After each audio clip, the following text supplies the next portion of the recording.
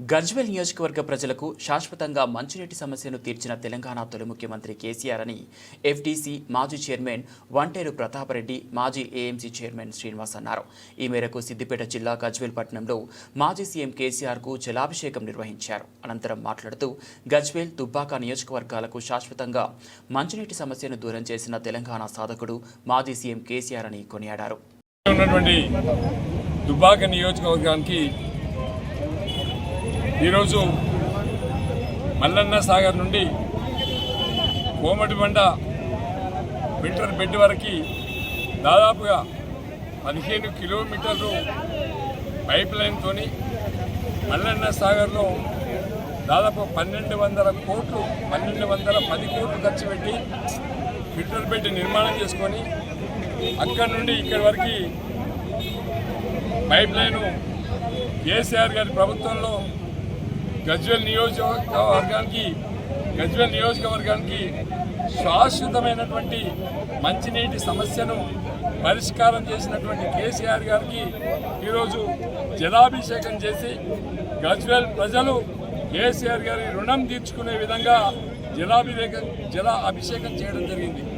ముఖ్యంగా కేసీఆర్ గారు ఈ తెలంగాణ రాష్ట్రంలో మంచినీటి సమస్య తీవ్రంగా ఉండేది.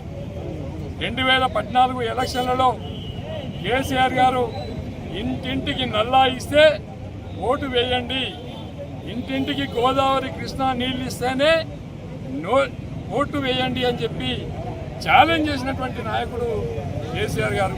మరి ఆ రోజు ఛాలెంజ్ చేసి అటు కృష్ణా నుండి గోదావరి నుండి పెద్ద ఎత్తున మరి పైప్ లైన్లతోని లక్షల కిలోమీటర్ల పైప్ లైన్లు వేసి ప్రతి ఇంటికి నల్లా నీళ్ళు ఇచ్చినటువంటి నాయకుడు కేసీఆర్ గారు.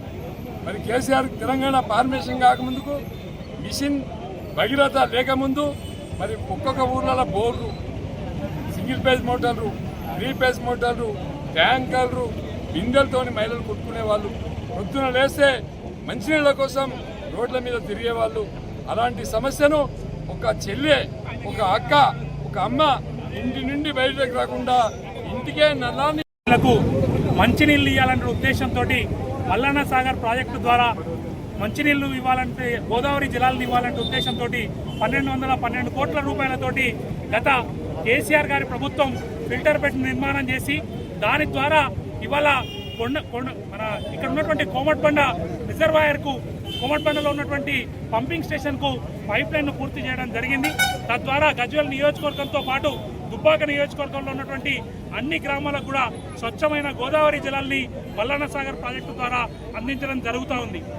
మిషన్ భగీరథ అనేటువంటి కార్యక్రమాన్ని దేశంలోనే మొట్టమొదటిసారిగా ప్రతి గ్రామానికి, తెలంగాణలో ఉన్నటువంటి ప్రతి గ్రామానికి స్వచ్ఛమైనటువంటి మంచినీళ్ళు ఇవ్వాలనే ఉద్దేశంతో కేసీఆర్ గారు మధ్యలో ఆలోచన చేసి తద్వారా 12,000 గ్రామాలకి మంచినీళ్ళు ఇచ్చేటువంటి ప్రయత్నం కేసీఆర్ గారు చేసినారు. దాంట్లో భాగంగానే ఇవాళ మొత్తం యావత్ భారతదేశం కూడా మిషన్ భగీరథని కాపీ కొట్టి హర్ ఘర్ జల్ అనేటువంటి ఒక పథకాన్ని దేశవ్యాప్తంగా అమలు చేస్తున్నటువంటి పరిస్థితి మన దేశవ్యాప్తంగా ఉన్నది. మన కేసీఆర్ గారు చేసినటువంటి ఈ పథకం స్ఫూర్తితోనే మన దేశమంతా కూడా మంచినీళ్ళు వచ్చేటువంటి అవకాశం ఉన్నది. మన కాంగ్రెస్ పార్టీ నాయకులు కేవలం బ్యాలెన్స్ వర్క్కు నిధులకు మంజూరు చేసి వాళ్ళు చేసినటువంటి పనిగా చెప్పుకున్నటువంటి ఒక చిల్లర ప్రయత్నాన్ని చేస్తూ ఉన్నారు. ఈ ప్రాజెక్టు కేసీఆర్ గారి మధ్యలో రూపొందినటువంటి ప్రాజెక్టు. ఈ ప్రాజెక్టు ద్వారా మల్లన్న సాగర్ ద్వారా నీళ్లు తీసుకొని దాదాపు ఔటర్ రింగ్ రోడ్ లోపల ఉన్నటువంటి అన్ని మున్సిపాలిటీలకు 1200 గ్రామాలకు నీళ్లు ఇవ్వాలంటే ఉద్దేశంతో చేపట్టినటువంటి ఈ ప్రాజెక్టు ద్వారా మన గజ్వేల్ నియోజకవర్గ ప్రజలందరికీ కూడా ఇవాళ మళ్ళీ మల్లన్న సాగర్ ప్రాజెక్టు ద్వారా గోదావరి జలాల్ని ఇస్తున్నారు. గోదావరి జలాల్ని ఇల్లంపల్లి నుంచి 2018 నుంచి ట్యాప్ చేసి ఇవ్వడం జరిగింది.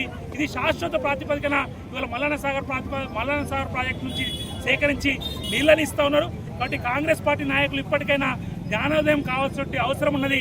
ఇవాళ కేసీఆర్ గారు చేసినటువంటి పని తప్ప గజ్వేల్ నియోజకవర్గంలో ఇప్పటి వరకు 1 రూపాయి